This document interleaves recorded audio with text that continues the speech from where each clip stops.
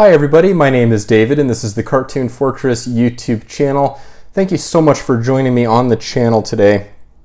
Now we are still in the midst of the Barnes & Noble Criterion 50% off sale. I was very excited to bring in the titles that I did with my first haul. If you haven't been able to watch that video yet, you can find that on the channel as well. What I have for you today is my second and final, yes, I'm going to exercise self-control. This is my final haul for the sale.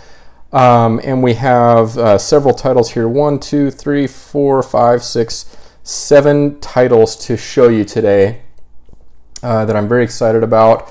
And one of which was not supposed to be, at time of filming this video, was not supposed to be released until this coming Tuesday, and they had that out on the shelf, so I was able to pick that one up. Yeah, so I've got a great stack here, so I'd like to go ahead and jump right into this. Now, the first title that I have here I want to bring up for a couple of different reasons. First, because this is a title that I actually used to have in my collection, and I decided to purge it from my collection and give it to another collector, and then I decided to bring it back in. So this is John Cassavetes' Love Streams from 1984. Now, one thing I noticed right off the bat is that this has actually been repackaged into a slimmer case here. So this used to be a dual format release, and I believe what we're getting here is just the single Blu-ray disc, which I actually prefer, to be quite honest with you.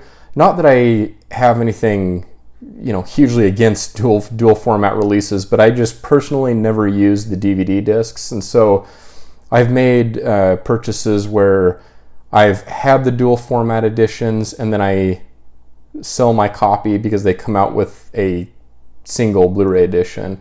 I can think of one example right now off the top of my head, and that is Wes Anderson's Fantastic Mr. Fox.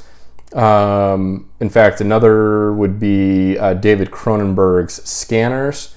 They repackage these into the single disc versions, and they're physically in slimmer boxes, and like this one is in a slimmer case, but really that's probably going to come down to personal preference, and I just prefer the single disc editions.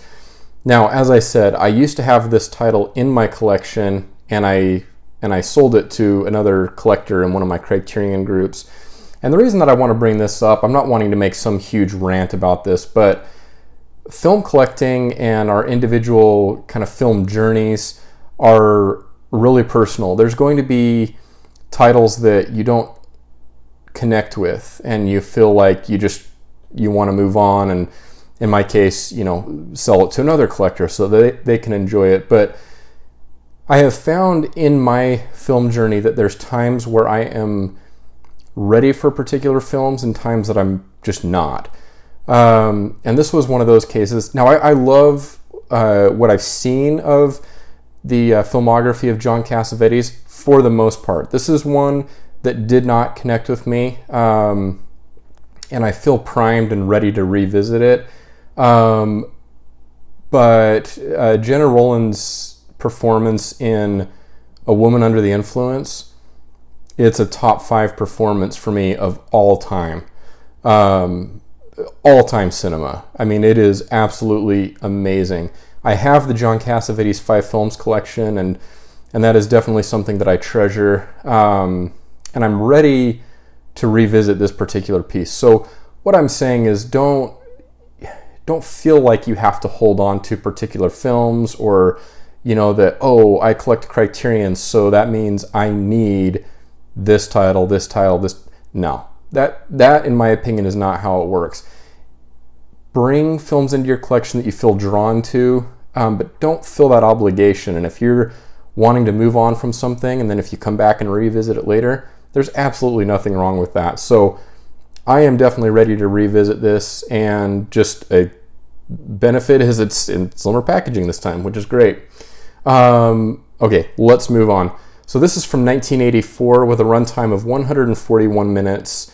And this is spine number 721. I actually didn't realize that this was such a late spine number. For some reason, I thought this was a lot earlier in the collection, but nope, spine number 721.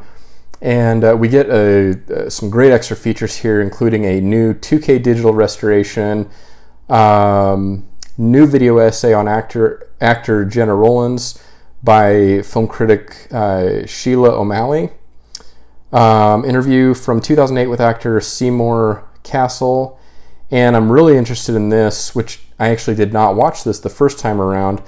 I'm Almost Not Crazy, John Cassavetes, The Man and His Work, from 1984, which is a 60-minute documentary by Ventura on the making of Love Streams.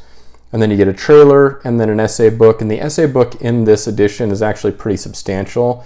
This is the same one that was included before in the dual format version. So really excited to dive in.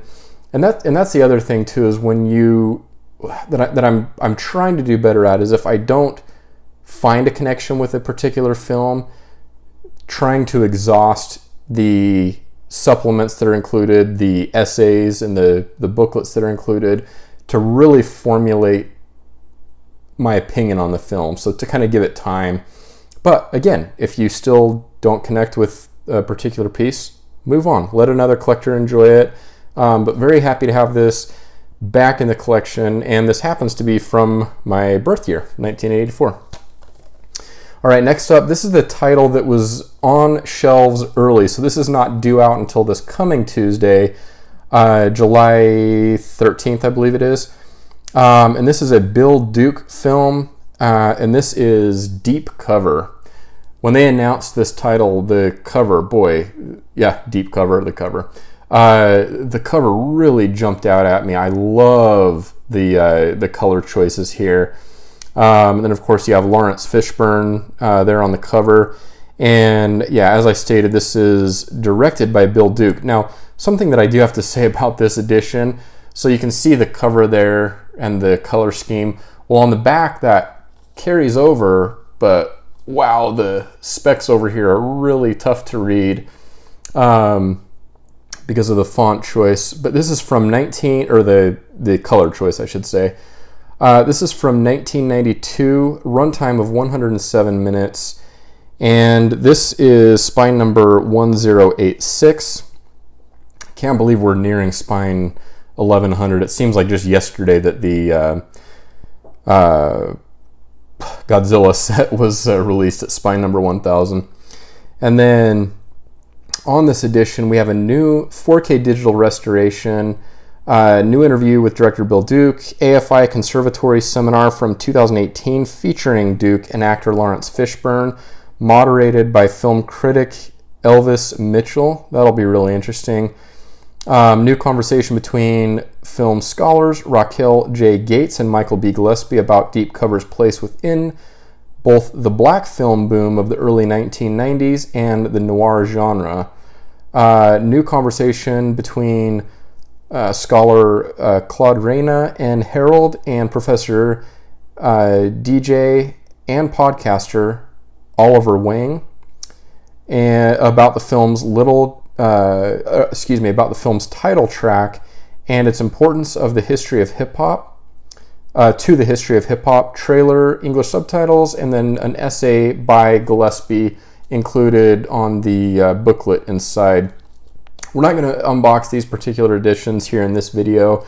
I wanted to try and keep this a little bit shorter than my normal videos are, but lots to get into here with Deep Cover from Bill Duke.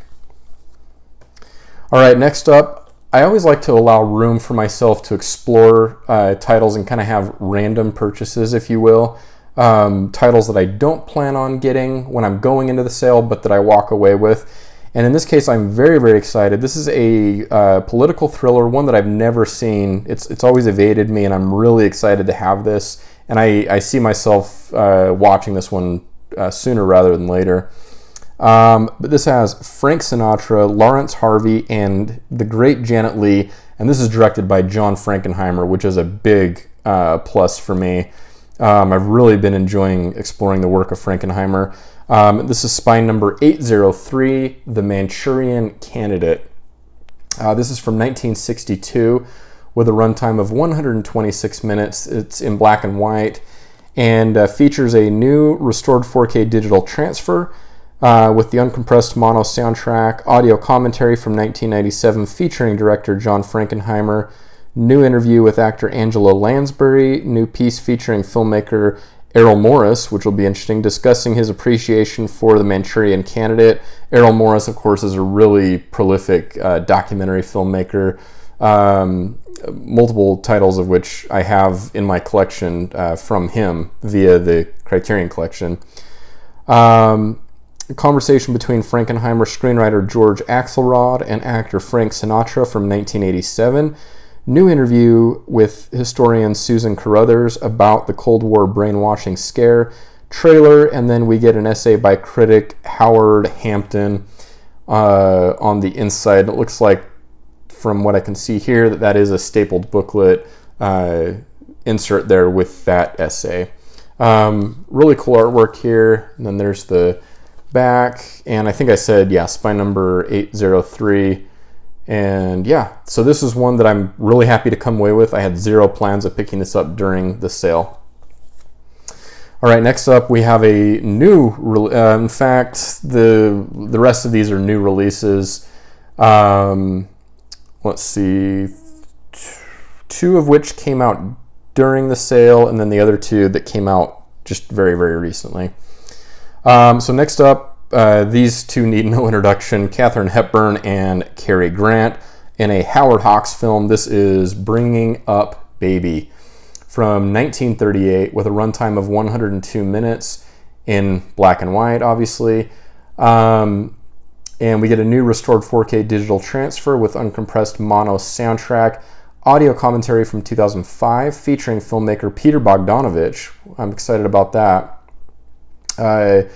New video essay on actor Cary Grant by author Scott Eyman. New interview about cinematographer Russell Meddy and cinematographer John Bailey. New interview with film scholar Craig Barron on special effects pioneer Linwood Dunn. New selected scene commentary about costume designer Howard Greer featuring costume historian Shelley Foote. Howard Hawks, A Hell of a Good Life. A 1977 documentary by Hans Christoph Blumenberg, featuring the director's last filmed interview. That's really the supplement to get excited about here. I mean, we've got a lot of good stuff, but that's really the supplement that was a big part of what sold me on picking up this particular edition. Audio interview from 1969 with Grant. Audio excerpts from a 1972 conversation between Hawks and Bogdanovich. Trailer, English subtitles, and then we get an essay by critic Sheila O'Malley and the 1937 short story by Hagar Wilde on which the film is based. So another really cool edition, and that's included on the booklet in here. And this is a more, I can tell even just by the weight of the set, a more substantial stapled booklet.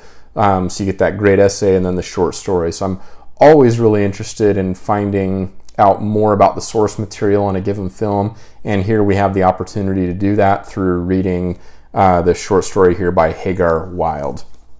And this is spine number 1085, again, Bringing Up Baby. All right, next up, I know a lot of people were picking this one up during the sale. This is an upgrade from a previous DVD edition in the collection. So this is spine number 480, and is a film series by Masaki Kobayashi. This is The Human Condition. I've had interest in watching this one for quite some time. My initial interest was really piqued when I believe it was a video by my friend Daisuke Beppu, where he was talking about this particular work from Kobayashi. And this is a really substantial series. It comes in, I believe, at 8 or 9 hours, 574 minutes. You do the math. I'm not doing that on the spot. But yeah, about 9 hours or so.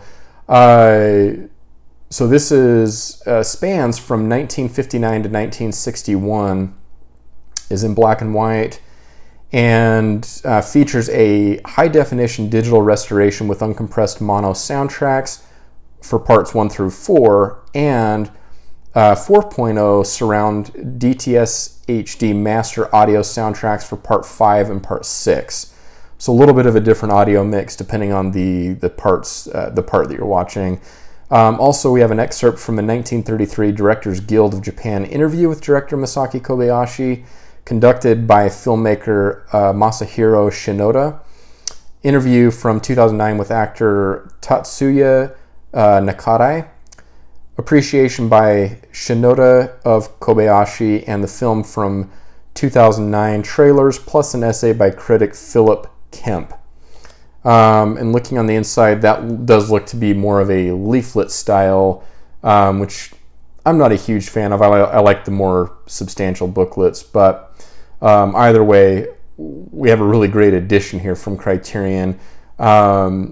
Asian film is of great importance to me in my collection, and I honestly just cannot get enough. So I've been exploring, Asian film through the Criterion collection as much as I possibly can. Also, we have great work being done by Eureka and 88 Films for a lot of the kung fu type films, and then of course we have the Bruce Lee, his greatest hits collection from Criterion. If you're new to Asian film in general, my gosh, there's just so much to explore, and Criterion has done a great job representing that line of cinema. So highly recommended to seek out some of those titles. There's too many to mention, so I'm not going to do that here in this video, but I have a lot of those entries in my collection, and I can't wait to see what else Criterion announces in the coming months and years as far as Asian film is concerned. So the Human Condition here, again, spine number 480 from Masaki Kobayashi. All right, we are down to our last couple titles here. Next up, we have a new release from filmmaker Andrei Tarkovsky. This is a new spine number 1084, and this is Mirror. We have a really great presentation here with a pretty thick digipack presentation, and I know there's a really large, this fits the category more of book than booklet. Inside, I believe it comes in at just under 100 pages, if I remember right, maybe 80 some odd pages. Now, Andrei Tarkovsky and kind of Russian film in general has been a struggle for me. I've seen some of the work of Tarkovsky, and I've had a hard time, to be honest with you, getting into it. For me, Stalker was a real slog to get through, and that's one, going back to my previous point, that's one that I could see myself potentially bringing back into the collection. And yes, I do want to mention as well, yes, I do have access to the Criterion channel. Like, I understand the argument of, just checking out films on the channel and then, making a purchase after that. I'm not going to say it makes a ton of sense, but when these sales come up, of course, you're in the moment, and, there's titles that you just feel like you want to bring into your collection. Again, it's a personal thing, but I watched the trailer on this. I've seen kind of the community reaction to this film being announced and released, and my interest is more than piqued. I'm very excited to check this out, and this is one that I'm going to wait for the right time to watch. I'm not just going to buy it and pop it in the player immediately. I want to wait for the right time to play this film, and again, spend some time with it through the supplements and the essays, and really formulate an opinion on this film. But I am really excited. The trailer was very intriguing, and just the subject matter in general, I think sounds very interesting. So here's to hoping that Tarkovsky potentially becomes a new favorite of mine in the collection. That would be awesome. But here we have a film from 1975 with a runtime of 106 minutes. And this is in both color and black and white, which really doesn't surprise me. You know, watching, like I said, Stalker, you know, that film features more of a sepia tone and then full color, and that really kind of plays into the film itself. But here we have a 2 Blu-ray edition featuring a new 2K digital restoration with uncompressed mono soundtrack, Andrei Tarkovsky, A Cinema Prayer, a 2019 documentary about the director by his son Andrei A. Tarkovsky. Very, very interesting. Documentaries are always such a great supplement, and those always really get my attention. The Dream in the Mirror, a new documentary by Louise Milne and Sean Martin, new interview with composer Edward, sorry, I'm going to butcher this name, Artemiev. Islands, Georgi Rurberg, a 2007 documentary about the cinematographer, and I'm assuming he shot this film. Archival interviews with Tarkovsky and screenwriter Alexander Misharin. New English subtitle translation plus an essay by critic Carmen Gray, and the 1968 film proposal and literary script by Tarkovsky and Misharin that ultimately developed into Mirror. So that's why the book in here included is a thicker edition. So really, really interesting stuff. I love the presentation that we get here. I'm a big fan of the cover, personally, and just even the design of the, you know, on the spine and back, just really, really excited to get into this. Plus, you know, this comes in at the $20 price point during the sale. So I'm really, really excited for Mirror by Andrei Tarkovsky. Again, spine number 1084. And last but certainly not least, this is a title that I kind of had my eye on. It wasn't really a plan to pick up during this sale, but again, I'm really drawn to this particular set, and this is more of a, so this is a digipack release as well. This is more of a box set because there's a lot of films and extras and everything included on this. So it does carry a higher price point at $49.99. So you know, $25 out the door for the sale. And this set has received rave reviews from some members of the Criterion community whose opinions I really, really value. So I wanted to pick it up, and this is The Signifying Works of Marlin Riggs. This is spine number 1082. And this features films from 1986 through 1995. So this is, again, a series of films. There's several films on here exploring issues of race, sexuality, and how those things come into play with, you know, kind of culture and society, and really excited to explore the work of Marlin Riggs and, you know, see what he has to say. I'm all about kind of expanding my knowledge, especially when it comes from people who are of a walk of life or who have had a vastly different life experience than I have.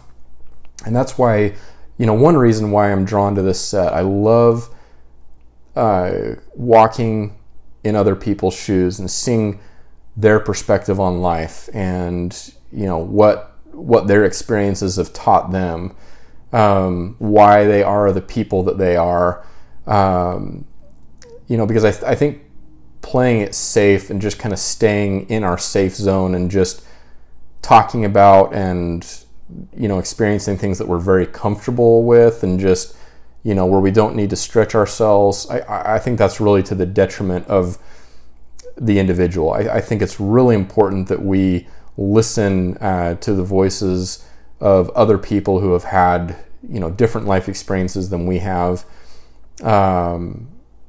And this set, I'm really excited about. Like I said, I've heard some amazing reviews on this set already, and this is a new release from Criterion. I don't have a total runtime on here, and yeah, so this did receive just one spine number, so there's not like an individual spine number for each individual film. Let me get into this just a little bit, just to give you an idea of what this set is about. Well, first here, before I read that, let's see. So we have, so the films included Ethnic Notions from 1986, Tongues Untied, 1989, Affirmations, 1990, Anthem, 1991, Color Adjustment from 1992, and I'm going to butcher this, Non Je ne regrette rien, No Regret, 1993, Black Is, Black Ain't from 1995. And you can see, so I had kind of hard time seeing those. This is an instance, again, where they have the black backing on here, and then they have the red font, so it's a little tough to read. But just to read the blurb on the back here, there has never been a filmmaker like Marlin Riggs, an unapologetic gay black man who defied a culture of silence and shame to speak his truth with resounding joy and conviction. An early adopter of video technology, Riggs employed a bold mix of documentary, performance, poetry, and music in order to confront the devastating legacy of racist stereotypes, the impact of AIDS on his community, and the very definition of what it means to be black. Bringing together Riggs' complete films, including his controversy inciting queer landmark Tongues Untied, and Black Is, Black Ain't, the deeply personal swan song that was completed after his death at the age of 37, which really hits home. I mean, I'm 37 years old, and it's just too many people gone too soon. What a young age to pass on. The signifying works of Marlin Riggs traces the artistic and political evolution of a transformative filmmaker whose work is both an electrifying call for liberation and an invaluable historical document. So, again, reading through that also really brings me in. Now, the two Blu-ray special edition features include new high-definition digital masters of all 7 films with uncompressed mono or stereo soundtracks, 4 new programs featuring filmmaker and editor Criterion Badgley, performers Brian Freeman, Reginald T. Jackson, and Bill T. Jones, filmmaker Cheryl Dunye and Rodney Evans, poet Jericho Brown, film and media scholar Raquel Gates, and sociologist Herman Gray. Excerpts from a 1992 interview with director Marlin Riggs, brief introduction by Riggs to Tongues Untied and Color Adjustment, Long Train Running, the story of the Oakland Blues, Riggs graduate thesis film, introduction to Riggs from 2020 featuring filmmakers Vivian Kleiman and Shakith, and Ashley Clark, curatorial director of the Criterion Collection. I Shall Not Be Removed, The Life of Marlin Riggs from 1996, a documentary by Karen Everett, English subtitles for the deaf and hard of hearing, plus an essay by film critic K. Austin Collins. Wow. I mean, at $25, like, are you kidding me? An amazing value. So much to get into here. $25. I mean, I can't get over the price point on some of these, sets and films during the sale. So from what I can see here, this is an absolutely solid purchase, especially at that price point. But even at the full $50, it seems very, very worth it. Yeah, so very, very excited to dive into this one here. One small thing that I wanted to say about this set, just because I experienced this in store. So the first haul that I brought back home, there was one copy of this sitting on the shelf, and I picked it up, and it seemed like there was some loose discs or whatnot inside. Well, I went back today, and there were a couple of copies, and both of them had that, something, kind of moving around inside. So just a note, I don't think it's loose discs or anything. I think it might be the booklet, something like that that's kind of loose in there. So just if you're planning on making this purchase, that's just something to note, is that I don't think that's an actual issue with the set. So the Signifying Works of Marlin Rigs, that wraps up the final haul for me for this sale. So we have that set. Again, we have Mirror, The Human Condition, Bringing Up Baby, The Manchurian Candidate, Deep Cover, and finally, Love Streams. So a really eclectic bunch of films here. I like to generally go that route, kind of pick up a little bit of everything if I can, and that certainly is the case here. We have great documentary filmmaking. We have Andrei Tarkovsky. We have a screwball comedy, some film noir, drama, political thriller. I think we've done our job here. So yeah, very excited to bring these additions into my Criterion collection. Let me know down in the comments what titles you've picked up during the sale. How many times do you generally find yourself at Barnes & Noble? For me, to do 2 hauls over the month-long sale is kind of abnormal. Usually it ends up turning into 4 or 5 in some cases for me, but self-control, I'm going to keep myself to these 2 hauls. But let me know what your experience in general is with these sales, and how many times you revisit, and what titles you've picked up. Are there specific titles that have evaded you for lots of sales that you just can't seem to pick up? I got a couple of those. My first haul with Punch Drunk Love, and I finally picked up Ride the Pink Horse. Is that what it's called? The film noir title. And yeah, I'm just curious to know if there's titles that you seem to always pass by. I know there's others. There were even others that I saw today, but just not the time for me to pick those up yet.